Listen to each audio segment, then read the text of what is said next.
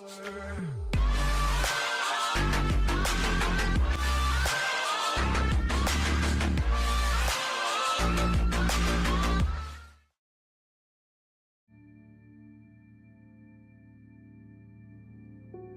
to the channel again. I'm just going to be spending a little bit of time this morning. I'll just turn that off for a second. Yeah, I'm just going to spend a little bit of time this morning talking about steering ratios and how you can adjust them and what really the effects are of adjusting them. So when you look at steering ratios, generally in a street car, road car, you're looking between 12 and 15 to 1 steering ratio. So if we take a motorbike for example, and you have the angle bars of a bike and the wheel of the bike, and as you turn the angle bars, the wheel turns at the same time, that's a 1-to-1 ratio. In a street car or in a road car, you get 12 to 1, 15 to 1, somewhere around that area, maybe even 20 to 1 some cars. So for every 20 degrees of rotation you put into the wheel itself, you'll get 1 degree of rotation through the wheels. On project cars, there's a varying range really of steering angles, steering ratios on each vehicle. But sometimes it feels like you're turning the wheel and you're just getting very little effect through the wheel or through the tyres themselves, the amount of turn you're getting. And especially when you come to default setup races, you might find that the steering ratio is quite big. So you're inputting a lot of information into the wheel to be able to get the car to turn in. And there's certain ways that you can deal with making that a little bit better, and I'm just going to go into that. We'll set up a little run in the Mercedes here.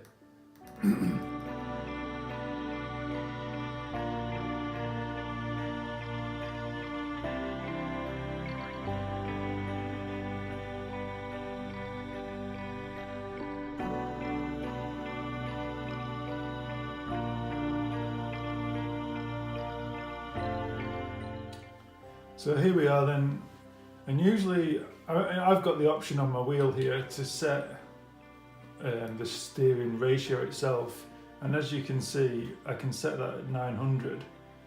Well, 900's as much as this wheel's going to go. Some wheels you can get up to 1200, but usually around the 900 mark, and that's going to give you 450 degrees of rotation in one direction, and then you full 900 degrees in the other direction.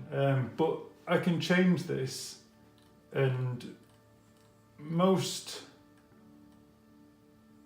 GT3 cars are going to be around the 560 region, and then you can come all the way down to Formula 1 cars, which are sometimes within, say, the 300 to the 200 region, somewhere maybe around the 240. So you're going to get very little movement. I don't know if you've ever watched a Formula 1 race.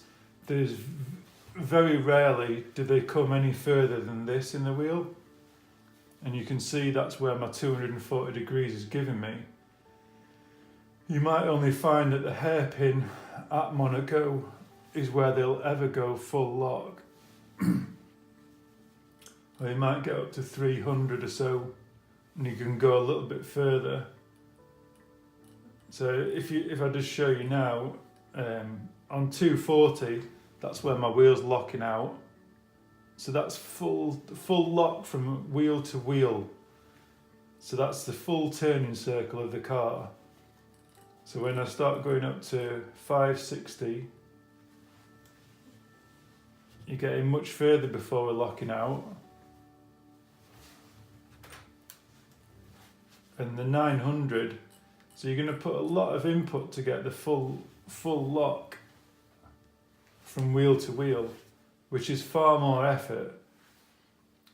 So I'll just do a few laps with different settings on my wheel to show you the different degrees of rotation. But once I've set that to 900, if you come into the controls and you go to Calibrate Wheel, I could calibrate this wheel without changing that 900.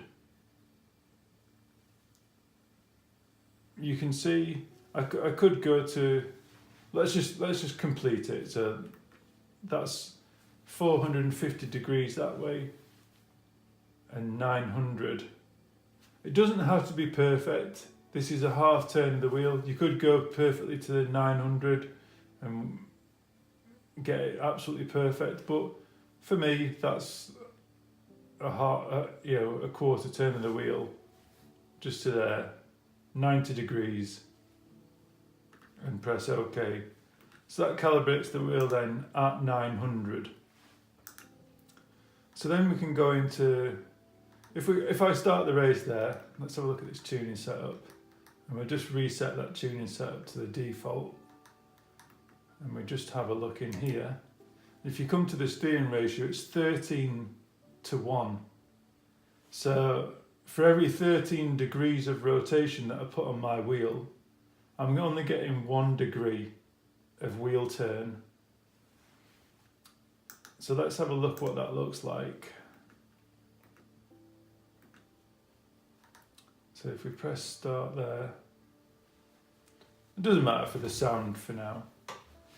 If I just turn a few laps, you can see it's quite responsive. Still getting quite a bit of lock on there to get around the bend.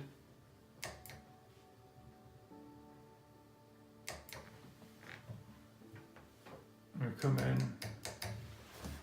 Oh, I think I'm going to need the sound in here because I can't hear anything. It's stuck on the thing there. Let's have some sound.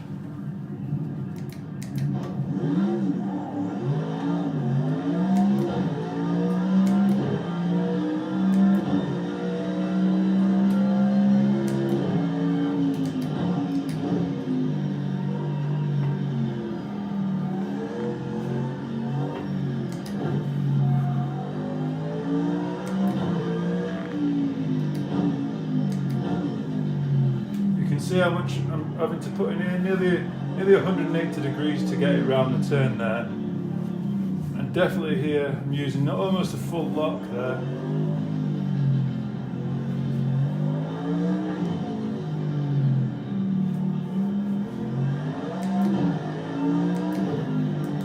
So if we come back out and reset that,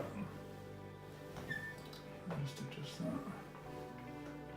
And we come back to our tuning setup, bearing in mind that the wheel's set up on 900 degrees of rotation. So if we come here and we change the steering ratio and we bring it down, let's bring it as far as we can bring it, shall we? So 3:1 steering ratio. I mean, this is going to be total overkill and really twitchy on the wheel because you've put in very little input into the wheel, so you're going to have to be really precise with this wheel. The smallest of movements is going to turn it a heck of a lot.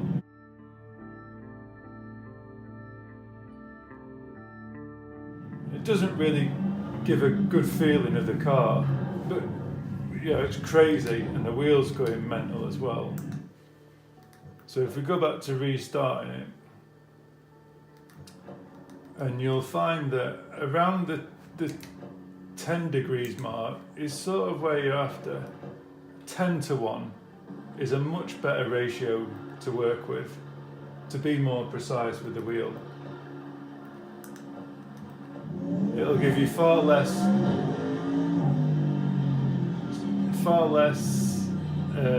understeer as well, because you're not inputting so much. And it just feels much more responsive, much more precise.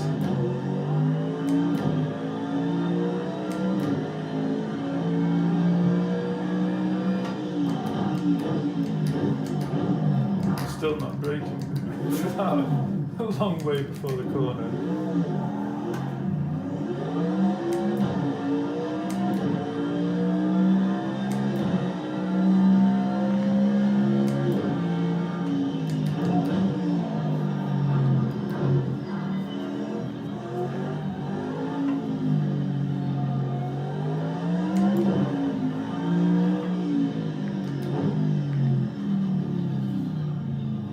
Still quite a lot of lock on. But you see I'm not having to let go of the wheel to create the turn.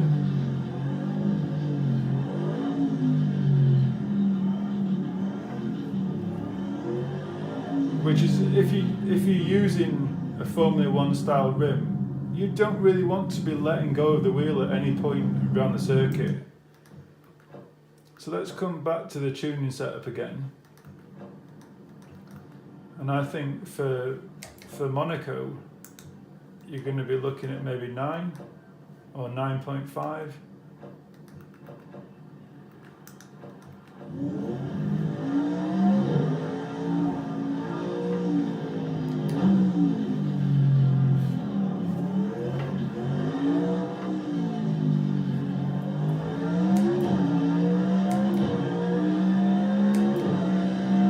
See if we can get this corner right.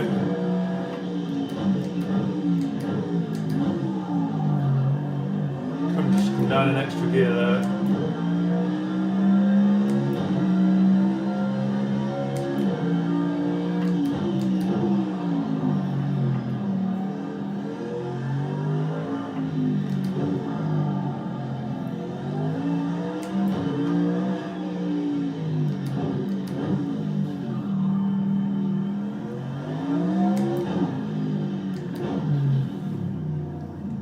That's what you want. You don't want to be letting go of the wheel. So let's say, for example, you haven't got this setup to be able to adjust. I mean, usually, if that's how I've explained it, with the 900 degrees of rotation, if that's what you've got on the wheel, the best way to adjust the amount of input you're putting into the wheel is to adjust the steering ratio. Or you could leave the steering ratio at its default 12, or I think it was at 13 when we first came on. You could save that. The other way that you could adjust it is by going into, if you've got the option to reduce this. So let's say we reduce the wheel down now to 560 and keep it at 560. And then we can go into the tuning setup and recalibrate the wheel. So we've only given it 560 degrees of full rotation from one lock to the other. That says 535 there, it's alright. Just give 90 degrees and push the button. So now when we start, it's still almost as responsive as when we had it at 10 to 1.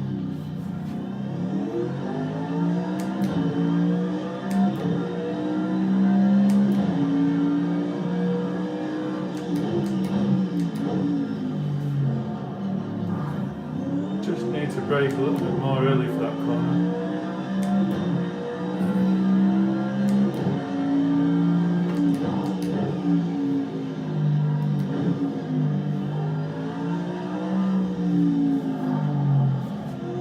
So for me again, there's still just not enough lock on the wheel. I'm having to put far much more input into the steering than I would like. It doesn't feel as responsive as I would like it to feel. So if I come to my wheel settings, and I think I bring those down to say 400 degrees, so we get 200 one way and 400, so that's going to be full lock. We go down to options again, and we recalibrate the wheel at 400 degrees. Press OK, back the other way, press OK.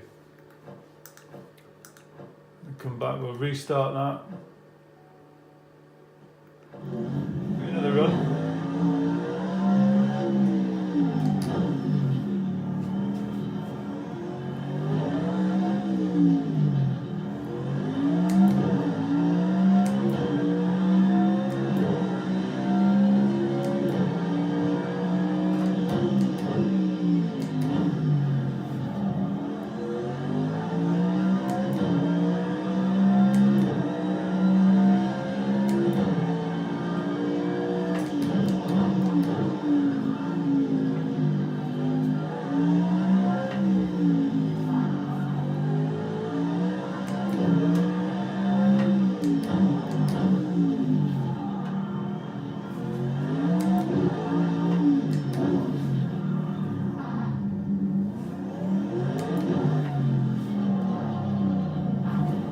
see it's just pushing on a little bit too far.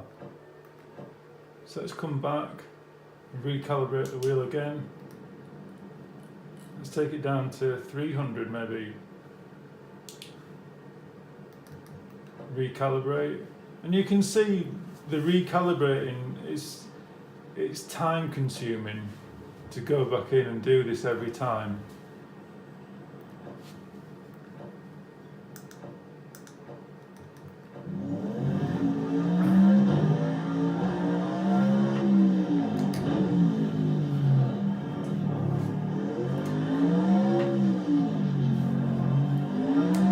That's feeling much better at 300.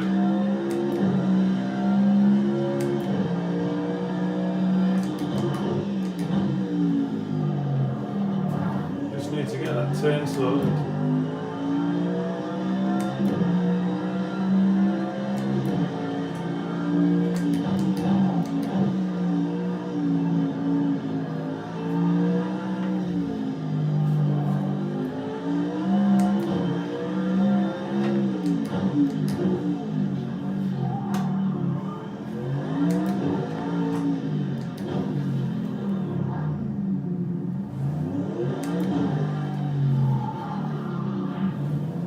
Yeah, I'm just carrying too much speed there.